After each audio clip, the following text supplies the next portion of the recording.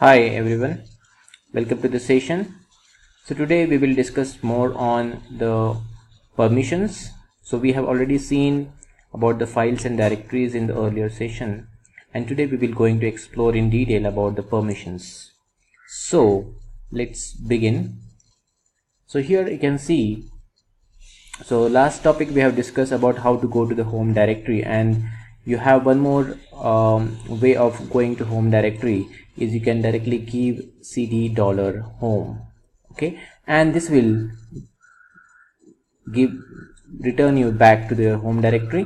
Now if you want to go back to just a previous directory, you can just give cd followed by hyphen and you will come back in your current working directory. So let's say I am here and now I want to go back to my home directory. So I will simply say cd $home, okay, and then you will see I am back to my home directory. But now immediately I want to return back to my previous directory. I will just give hyphen and I am back into my working directory. Okay, so now let's begin with today's main agenda. So I will do a full listing. Now I'm not giving any argument as a file or a directory. If I'm not giving anything, then it will list everything from the directory. So you can see here now it is giving me list of all the files in my Unix directory. So it is having a combination of files and directories. So you can see the first bit, it is denoting it is a directory. So log dir is actually a directory. So I have in total 3 directories and rest are all my ordinary files. Okay, so now we can see here that there are different way these permissions are noted. So what it means, okay, so let's try to understand this in a very simple way. Okay, so you can see here you will see R, W and X. So what is the meaning of this? Okay, so this is the topic. Now we will continue with our, this is third session, but we are covering on topics as we seen about how are the permissions. Okay, so now so we can just go back. Yeah, oh, it's good. So we have seen R there, sorry. Then what is mean by R, what is mean by W, and what mean by X. So we will see these 3 letters. So this means read, this is means write. So whether my file or directory has a read permission, this is about write permission, and this is about execute permission. Yeah, okay, so this is about execute. I just wrote it another way, but just to know it better. So this is about execute part. Okay, so read, write and execute. Okay, understood now? So this is come back. So this is about read, write, execute, and we have something called as a numerical representation for this. Read stands for 4, write stands for 2 and execute stands for 1, and that makes it 4 plus 2 plus 1 7. Okay, so now we have 3 different set here. So if I have read, write, execute, again I have read, write, execute, again I have read, write, execute. Okay, so you will have such kind of bits. So we have total 9 bits as we've seen, like in our output. Yeah, so here if you see the output, let's say I copy this. Okay, and let's say I have it here in my screen. Okay, so now we can see this is the first set, this is the second set. Okay, and I'll just, okay, so we have something called this is my first set, this is my second set, and this is my third set. Okay, now if it contains hyphen, that means nothing, no permission, no read, write, execute permission. Okay, now what it means, so I have read, write, execute.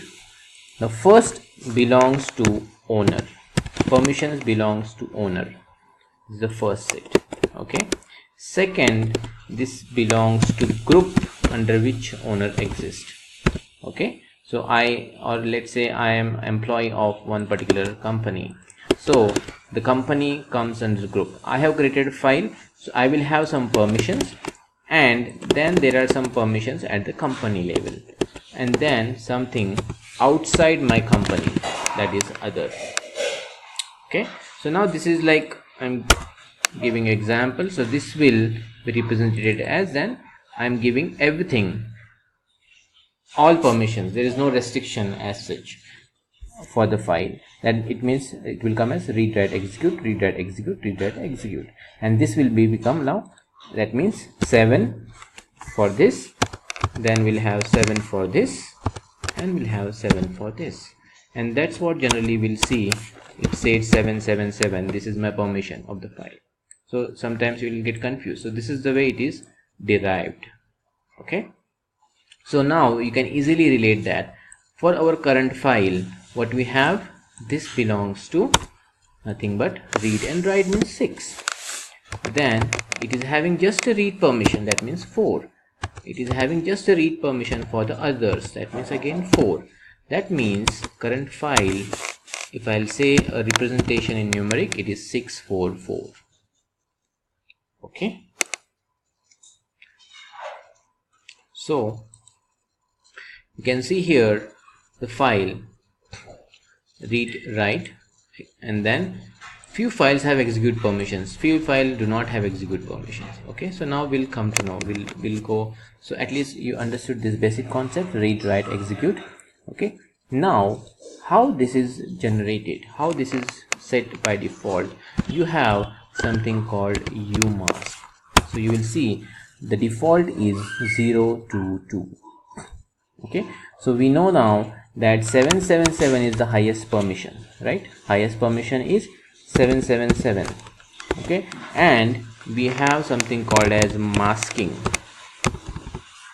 which is set as 0 to 2, that is called masking bits. Okay, and now what happens when we create a file, it by default do not have execute permissions, that means it will reduce to 666. Okay, so this is like max permission allowed.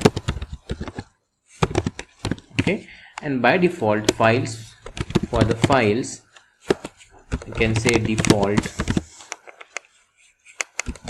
it is like if there is masking, if it is set to 000, then it will, files will be created with 666 permissions, that means read, write, read, write, read, write. But here the masking is 022, then the file will be created always with 6 masking bits. That means I don't want them, I don't want my file to be modified. Writing is modification, right? So I don't want my file to be having any write permission and execute permission for the group as well as for the others. Okay, so I have 4, so you can just subtract this. Okay, so you will have 6, 4 and 4. So whenever I will create a file, it will always be created with 644, provided by masking bits. This is return of the umask command. So if a 022 is returned, then you will have always a file created with 644. Okay, as you can see here, so this is the file created and it is with the permission of 644. Yeah, you can see 644. Okay, now there is a difference. Okay, so now you can see here I have set the umask as 0026. Okay, and then I have created a file, and that you will see that this file is created without read permission for the others. So it is 026, and then the file, when it is created, it is created with the permission 6 and 4. So it is like if my masking bit is 0 to 6 here, okay, and then I will have 6, 4 and then 0. This is my permission of the file, okay, 640. That's it. So this is depend on how your masking bit is set. So I will now reset back. So generally the default masking bit is always 0 to 2, okay, and now here we're good to go. So now this is about the permissions, okay, and it is different for the directories. Now let's see how to change the permissions of the file. Let's say I have just created a file without a read permission, and I want to give now the read permission for the others, okay. So now what I have to do is, then it is better to say change mode. This is the command we have to use, okay. The command is change mode, okay, and change mode. And then what my expectation is, I want to give, so this is my file, so let me give it again the file we are working on, check_permission, okay. So now it is not having permission of read for the others. I want to change that, so I will say change mode, okay, and I will say I want to retain his old status, and now I want to give him read permission for the others, so I will give 4. If I want to give him read and write permission, I will give 5. If I want to give him read, write and execute permission, I will give here, sorry, read and write permission, it will have 6, and read, write and execute, it will have 7. So I think you just refer to this part here, okay. So how we are deriving this, yeah. So read, write and execute bits, this is the calculation we have to use, and then we will see here again. So now I will give 644 because I just want to give, let's say, read permission, check_per, okay, and I will run it. I will again take the display. Yes, you can see now there's a difference in this and this, okay. You can see this R bit is now coming. That means now this file is readable by others also. If you want to remove it, you can set it back again to 640. Now let's say I want to also add a user permission, execute permission for the user only. We have read, write, but we don't have X here. I want to add that, okay. So you will see simply there's, let's say, 744. So here like we have done change mode and 744 and followed by the file name, okay.